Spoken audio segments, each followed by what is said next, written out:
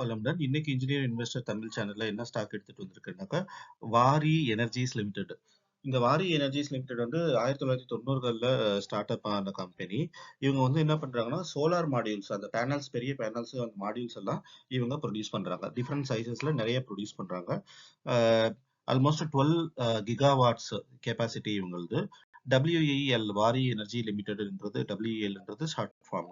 இவங்க வந்து இந்தியால இருக்காங்க. மேஜரா எக்ஸ்போர்ட்டும் பண்றாங்க. பிளஸ் இவங்களோட ஒரு சில டிவிஷன் வந்து இன்டர்நேஷனலாவும் இருக்கு. ஸ்டாக் வேவ் பாத்தீங்கன்னா இன்னைக்கு டேட்டுக்கு ஹை வந்து 2964, லோ வந்து 2850. 52 வீக் ஹை வந்து 3865, 52 வீக் லோ வந்து 1863. ஆல் டைம் ஹை அண்ட் லோவும் அதே தான். எதனாலனாக்கா இது வந்து ரீசெண்டா ரிலீஸ் ஆன ஐபிஓ. எனக்கு தெரியும் இந்த ஐபிஓ ரிலீஸ் ஆகும்போது நான் பார்ட்டிசிபேட் பண்ணல இதுல. டிடிஎம் பிஇ பாத்தீங்கன்னாக்கா 28.73 இருக்கு. 28ன்றது slightly above average, but it is still considerable அப்படின்னு சொல்லலாம். ஏன்னாக்கா 30 தாண்டி எல்லாம் போகல. 25ல இருந்து 30க்குள்ளார இருக்கு. செக்டார் பி பாத்தீங்கன்னாக்கா 65ல இருக்கு. ஸோ அதோட கம்பேர் பண்ணும்போது இது ஃபேர்லி வேல்யூடுன்னு சொல்லலாம். ஸ்ட்ரென்த்ஸ் பாத்தீங்கன்னாக்கா குவார்டர்லி growth வந்து ரிசல்ட்ஸ்ல இருக்கு. அப்புறம் வந்து வீக்னஸ் பாத்தீங்கன்னாக்கா promoter is decreasing their stock. அது ஷேர் ஹோல்டிங் அது வந்து வேற கன்ஸ்ட்ரக்டிவ் பர்பஸா கூட இருக்கலாம். ஸோ அதை பத்தி ஒரி பண்ணிக்க வேண்டாம். அப்புறமா பிஇயும் நல்லா இருக்கு, அட்ராக்டிவா இருக்கு. 3 வருஷமா ஆவரேஜ் பிஇ அப்படின்னு சொல்றாங்க. த்ரெட்ஸ் வந்து 200 டேஸ் மூவிங் ஆவரேஜோட கம்மியா இருக்கு. ஆமா, இது ஃபேர்லி நியூ தான். ரீசெண்டா வந்து ஐபிஓன்றதால அது அப்படித்தான் இருக்கும். No problem. பிரைஸ் சார்ட் பாத்தீங்கன்னா உங்களுக்கு தெரியும். நவம்பர் 2024ல வந்து இது ரிலீஸ் ஆனது ஐபிஓ.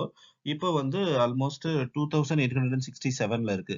ஒரு கரெக்ஷன் ஆயிருக்கு. எப்போனாக்கா நவம்பர் 2025ல இருந்து இப்போ டிசம்பர் வரைக்கும் கரெக்ஷன் ஆகி இப்போ எந்த ரேஞ்சுக்கு வந்திருக்குனாக்கா 2025 ஜனவரி 2020 ஜனவரி மே ஜூன் அந்த ரேஞ்சில் இருந்த ரேஞ்சுக்கு இப்போ வந்திருக்கு. அதனால இதை இன்னைக்கு கன்சிடர் பண்ணலாம்னு எடுத்துட்டு வந்திருக்கேன். அனலிஸ்ட் ரேட்டிங் பாத்தீங்கன்னாக்கா 11 அனலிஸ்ட் கொடுத்துருக்காங்க.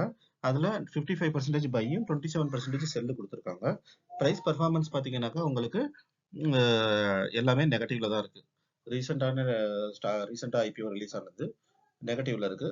இந்த செல் பர்சன்டேஜ் எதுக்காக கொடுத்துருப்பாங்கனாக்கா, யாராவது கம்மியான ரேட்ல வாங்கியிருந்தாங்கனாக்கா அவங்க எக்ஸிட் ஆகலாம் அப்படின்றதுக்காக கொடுத்துருக்காங்க.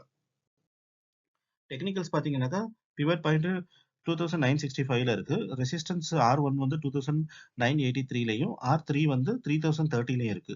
சப்போர்ட் பாத்தீங்கன்னா 2937ல இருந்து சப்போர்ட் 3 வந்து 2891 வரைக்கும் இருக்கு. மூவிங் ஆவரேஜ் பாத்தீங்கன்னா சிம்பிள் மூவிங் ஆவரேஜ் 20 டேஸ்க்கு 2996க்கும் 200 டேஸ்க்கு 3015க்கும் இருக்கு. இது வந்து ட்ரேடிங் பர்பஸ்க்கு நம்ம இதை பத்தி ஒரி பண்ணிக்க வேண்டாம்.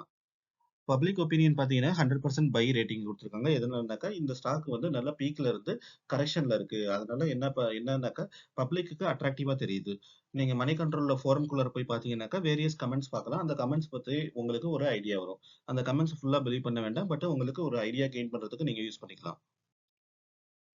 ஃபினான்சியல் ரெவென்யூ பாத்தீங்கன்னாக்கா உங்களுக்கு 2022ல இருந்து நல்ல growth இருக்கு. 2024 வரைக்குமே நல்ல growth. 25ல ஓரளவுக்கு மார்ஜினலான குட் growth இருக்கு. ஸோ எங்கேயும் கம்மியாகல. ஷேர் ஹோல்டிங் பேட்டர்ன் பார்த்தீங்கன்னாக்கா 64% ப்ரொமோட்டட் இருக்கு. எஃப்ஐஐ 6.35% இருக்கு. டிஐ 2.82% இருக்கு. இந்த எஃப்ஐஐயோட ட்ரெண்ட் பார்த்தீங்கன்னாக்கா உங்களுக்கு ரைட் சைடில் இருக்கு. அக்டோபர்ல 24ல இருந்து மார்ச் 25 வரைக்கும் குறைச்சிருக்காங்க. அதுக்கப்புறமா மார்ச் 25ல இருந்து ஜூன் 25க்கு இன்க்ரீஸ் பண்ணியிருக்காங்க ஹோல்டிங்க. ஜூன் டு செப்டம்பர் குவார்டருக்கு ரொம்ப அதிகமா இன்க்ரீஸ் பண்ணியிருக்காங்க. 2.65ல இருந்து 6.35 ஆல்மோஸ்ட் டபுளா வாங்கியிருக்காங்க. எஃப்ஐஐ வந்து வாங்குறது ஸ்டாக்க என்ன குறிக்குதுனாக்கா அது ஸ்ட்ராங்கான ஸ்டாக்கு. அவங்க ஃபியூச்சர்ல எக்ஸிட் பண்றதுக்கு எது நல்ல கம்பெனியோ அதுல தான் அவங்க போடுவாங்க. ஸோ அந்த வகை பார்க்கும்போது இது ஸ்ட்ராங்கான கம்பெனி. இதுல நம்ம பிலீவ் பண்ணி போடலாம். பட் என்னன்னாக்கா பிரைஸ் கொஞ்சம் அதிகமா இருக்கு. 2900 அந்த ரேஞ்சில் இருக்கு. பார்த்து ஒன்னோ மாசத்துக்கு ஒன்னோ இல்லைனாக்கா எப்போ இன்னும் கொஞ்சம் கரெக்ஷன் ஆனதுனாக்கா அப்போ ஒன்னோ அந்த மாதிரி 1 2ன்னு வாங்கிக்க வேண்டியதுதான்.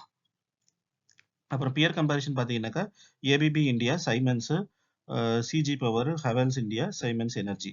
ஸோ இது எல்லாத்தையுமே கவர் பண்ணலாம். இதில் பார்க்கும்போது இந்த 5 ஸ்டாக்லையும் 5-6 ஸ்டாக்லையும் டிடிஎம் பிஇ வந்து வாரி எனர்ஜிஸ் தான் கம்மியா இருக்கு. அதனால இதை நம்ம தைரியமா கன்சிடர் பண்ணலாம். கன்க்ளூஷன் பார்த்தீங்கன்னா ஃபண்டமெண்டலாக மாடரேட்டான ஸ்டாக்கு. சோலார் எனர்ஜி செக்டார்ல இருக்கு. அது நல்ல க்ரோவிங் ஸ்டாக் உங்களுக்கு தெரியும். ஏன்னா எனர்ஜி இப்போ எல்லாமே ஆயில், கோல் இதுல எல்லாம் இருந்து மூவ் ஆகி ரினியூவபிள் எனர்ஜிஸ், அதாவது இந்த சோலார் எனர்ஜி, விண்ட் எனர்ஜி இந்த மாதிரி போயிட்டு இருக்கும். ஸோ அந்த மாதிரி போகும்போது உங்களுக்கு இது யூஸ்ஃபுல்லாக இருக்கும். இது நல்ல growth கொடுக்கும். Stock trading at fair valuation can consider for long term. Long டேர்முக்கு வேல்யூ அதிகமாக இருக்கிறதால ₹2900 இருக்கிறதால 1, 2 அந்த மாதிரி வாங்கி வச்சுக்கலாம் நம்ம. That's all. தேங்க்யூ.